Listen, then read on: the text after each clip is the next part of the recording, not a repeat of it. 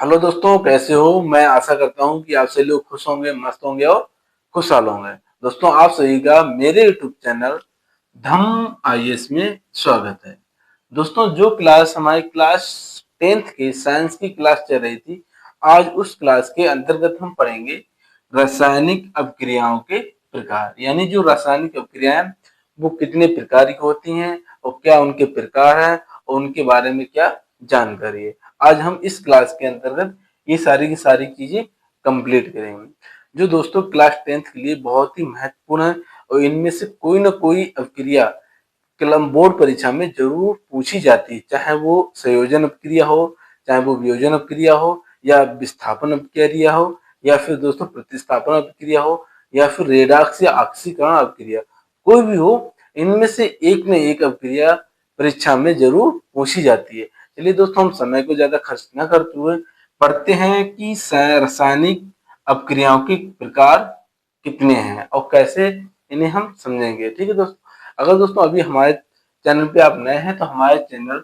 धम आईएएस को जरूर सब्सक्राइब करें, जिससे कि आपकी हाई स्कूल के बोर्ड परीक्षा में मैथ और साइंस की बेहतर से बेहतर तैयारी हो सके। इसके साथ हम दोस्तों आपके जितने भी सब्जेक्ट हैं वो सारे के सारे बोर्ड परीक्षा से पहले हम क्लियर कराएंगे। इसलिए आप हमारे चैनल को जरूर सब्सक्राइब कर लें।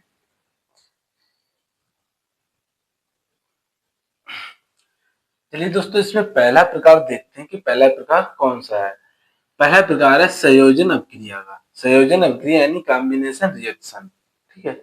अब वे रासायनिक अभिक्रियाएं जिनमें दो या दो से अधिक पदार्थ आपस में संयोग करके एक नया पदार्थ बनाते हैं, संयोजन अभिक्रियाएं कहलाती हैं।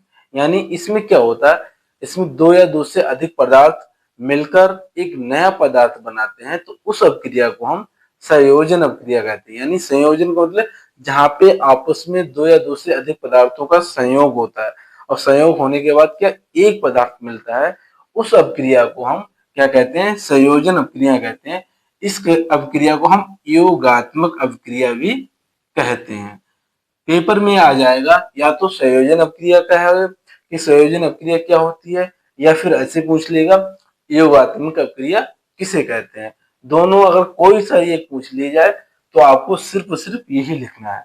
अब देखो इसमें होता क्या है, इसमें CO प्लस Cl2 यानी कार्बन मोनोऑक्साइड एक पदार्थ है, Cl2 एक क्लोरीन है। ये दोनों मिलकर क्या करते हैं, COCl2 यानी कार्बोनिल क्लोराइड बनाते हैं। कितने हैं, इधर दो पदार्थ हैं, एक और दो, दोनों आपस में संयोग करके क्या बनाते हैं, एक पदार्थ बनाते हैं, कार्बोनिल क्लोराइड। ऐसी अपक्रियाओं को हम कहते हैं संयोजन अपक्रिया या फिर योगात्मक अपक्रिया कहते हैं।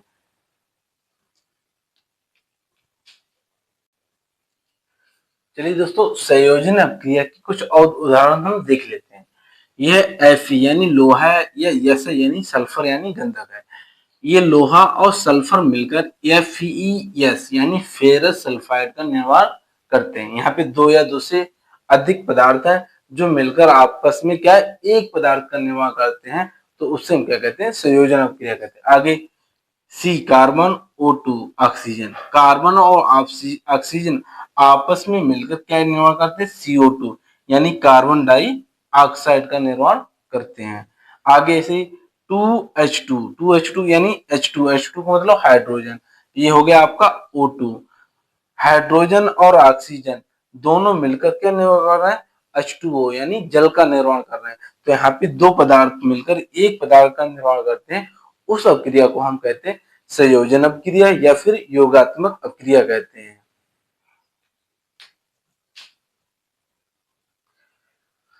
चलिए दोस्तों, अभिक्रिया का दूसरा प्रकार पढ़ते हैं। दूसरा प्रकार है वियोजन अभिक्रिया। इसमें देखो दोस्तों क्या कर रहा है, वे अभिक्रियाएं जिनमें कोई एक पदार्थ किसी बाह्य कारक के कारण दो या दो से अधिक अवयवों में वियोजित हो जाती है, उसे वियोजन अभिक्रिया कहलाती है। भाई वियोजन अभिक्रिया कहलाती है, ये हो जाए वियोजित हो जाती है। जैसे 2H2O यानी जल को विद्युत, जल में क्या है, विद्युत प्रवाहित की गई तो किसमें टूट गया, हाइड्रोजन और ऑक्सीजन में। यहाँ पे दोस्तों बाह्य कारक का प्रयोग किया गया। बाह्य कारक, बाह्य कारक का मतलब हो गया आपका ऊष्मा हो गया, विद्युत हो गई, क्या हो गई, विद्युत हो गई, और सूर्य का प्रकाश हो गया। ये हो गए आपके बाह्य कारक हो गए। यानी कोई पदार्थ इन कारकों की वजह से दो या दो से अधिक पदार्थों में वियोजित हो जाता है या टूट जाता है या अपघटित हो जाता है, तो ऐसी अपक्रियाओं को हम कहते हैं वियोजित अपक्रिया कहते हैं। जैसे आपका जल है, हम जल में विद्युत प्रवाहित कर देते हैं तो वह हाइड्रोजन और ऑक्सीजन में टूट जाता है। क्या, हाइड्रोजन और ऑक्सीजन में टूट जाता है। ऐसी 2KClO3 ये है आपका, इसमें इसको जब ऊष्मा मिलती है, ऊष्मा का मतलब हीट यानी तापमान मिलता है, तो ये KCl और ऑक्सीजन में टूट जाता है। कैल्शियम पोटेशियम क्लोराइड और ऑक्सीजन में ये टूट जाता है। तो वियोजन अपक्रिया वह होती है जब कोई पदार्थ किसी बाह्य कारक मतलब ऊष्मा या ताप हो गया या विद्युत हो गई या फिर सूर्य का प्रकाश हो गया, इनकी वजह से दो या दो से अधिक सरल पदार्थों में टूट जाना ही क्या कहलाती है, वियोजन अपक्रिया कहलाती है। इस अपक्रिया को हम अपघटन अपक्रिया भी कहते हैं। अपघटन अपक्रिया, चाहे आप वियोजन अपक्रिया कह दो या फिर अपघटन अपक्रिया कह दो, दोनों का एक ही मतलब होता है।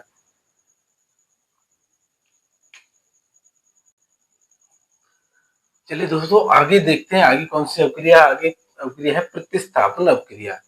इसमें क्या है, ऐसी रासायनिक अपक्रिया जिसमें अधिक क्रियाशील तत्व कम क्रियाशील तत्व के यौगिक से उस तत्व के परमाणु को विस्थापित कर स्वयं उसका स्थान ग्रहण कर लेता है, प्रतिस्थापन अपक्रिया कहलाती है। जैसे Cu+2AgNO3 2AgCu ये प्लस है, यहाँ पे CuNO3 का होल 2। यहाँ पे देखो ये दोस्तों कम क्रियाशील तत्व Ag है, इसका अधिक क्रियाशील तत्व जो Cu है वो कहाँ पे इसका स्थान ले लेगा, यानी Ag को हटा देगा, Ag की जगह क्या आ जाएगा, Cu आ जाएगा।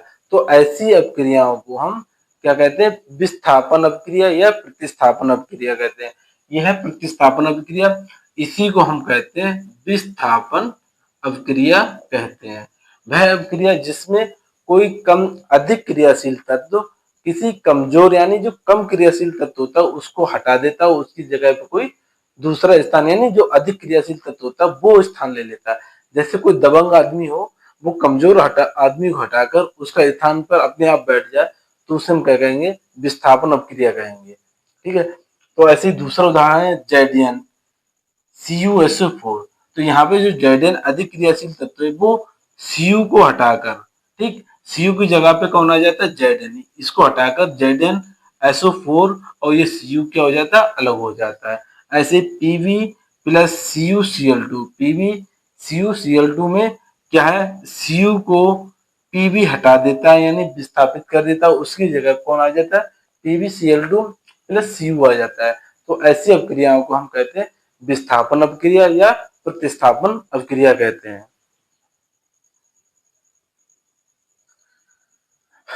चलिए दोस्तों आगे हम अपक्रियाएं देखते हैं। आगे अपक्रिया है ऑक्सीकरण अपक्रिया।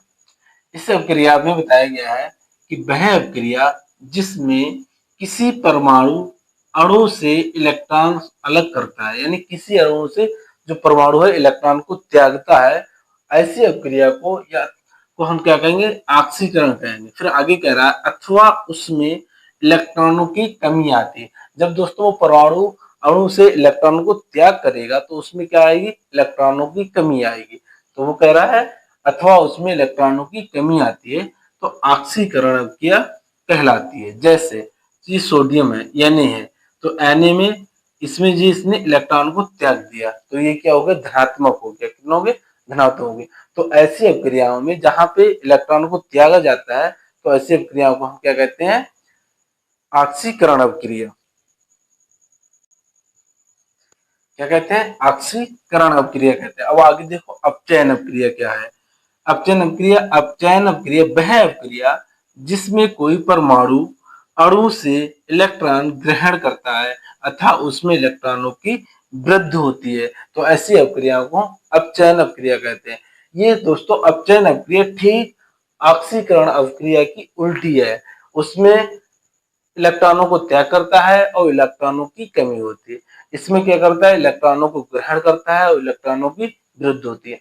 जैसे आप कभी पैसे ग्रहण करो तो आपके पास पैसों की क्या हो जाएगी, वृद्धि हो जाएगी। अगर आप अपने दूर पैसे अपनी जेब से निकालो या दूर फेंको तो क्या हो जाएगा, आपके पास पैसों की कमी हो जाएगी।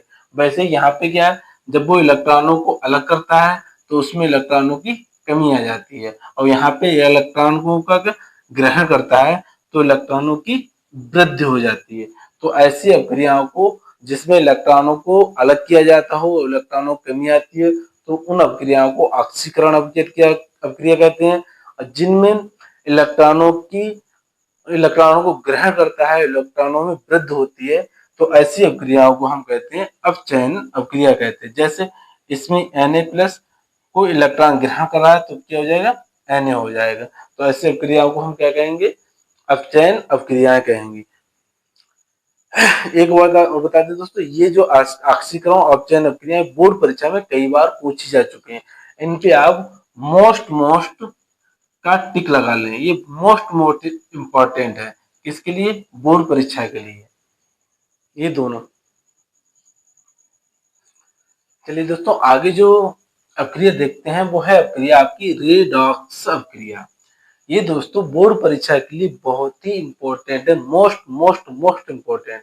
ये अपक्रिया हर हाल में पेपर में पूछी ही जाती है, इसलिए इस पे दोस्तों मोस्ट इम्पोर्टेंट का टिक लगा लें। ये परीक्षा में जरूर पूछी न पूछी जाती है। चलिए दोस्तों, रेडॉक्स का अपक्रिया है क्या, कि वह अपक्रिया जिसमें एक पदार्थ से इलेक्ट्रॉन अलग होता है व दूसरे पदार्थ द्वारा इलेक्ट्रॉन ग्रहण किया जाता है, रेडॉक्स अपक्रिया कहलाती है। यानी रेडॉक्स अपक्रिया में क्या होता है, एक पदार्थ द्वारा इलेक्ट्रॉन त्यागा जाता है और दूसरे पदार्थ द्वारा इलेक्ट्रॉन लिया जाता है। तो ऐसी अपक्रिया को हम कहते हैं रेडॉक्स अपक्रिया कहते हैं।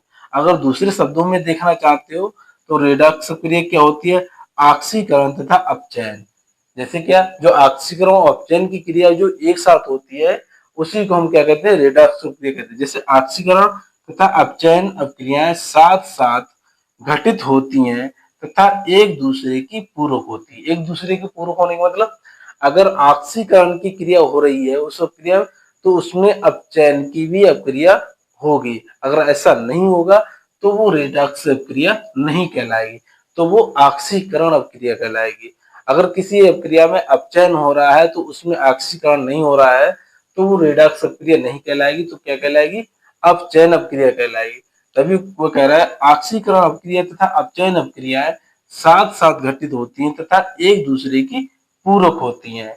अर्थात यदि किसी अपक्रिया में एक पदार्थ का ऑक्सीकरण होगा तब दूसरे का अपचयन जरूर होगा। वो क्या कह रहा है, जब एक का ऑक्सीकरण होगा तो दूसरे पदार्थ का अपचयन जरूर होगा, तभी वह अपक्रिया रेडॉक्स अपक्रिया कहलाएगी। तो इसकी जो मेन परिभाषा है वो परिभाषा एक बार और रिपीट कर दे रहे हैं।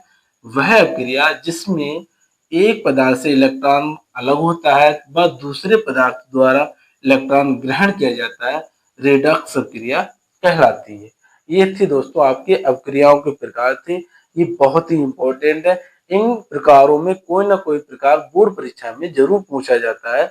आपके जो बोर्ड के पेपर होंगे हाई स्कूल में, उसमें उनमें से ये जितने भी प्रकार हैं उनमें से कोई ना कोई एक प्रकार पेपर में जरूर आपको रखा मिलेगा। इसलिए बहुत इंपॉर्टेंट है, इसलिए आप इन्हें जरूर तैयार कर लें और ये पेपर में जरूर आते ही आते हैं। दोस्तों, अगर हमारी वीडियो आपको पसंद आई हो तो हमारी वीडियो को लाइक और शेयर करें तथा हमारे चैनल का नाम है धम IAS, इसे आप जरूर सब्सक्राइब कर लें, जिससे कि आपकी बोर्ड परीक्षा यानी हाई स्कूल की बोर्ड परीक्षा की बेहतर से बेहतर तैयारी हो सकेगी। इसमें दोस्तों आपको मैथ और साइंस नए रूप से पढ़ाएंगे। उसके साथ साथ जो अन्य विषय हैं वो भी हम परीक्षा से पहले आप सबको सभी विषय क्लियर करा देंगे, जिससे कि आप अपनी बेहतर से बेहतर पेपर दे सके। इसी के साथ चलते हैं जो दोस्तों, जय हिंद जय भारत।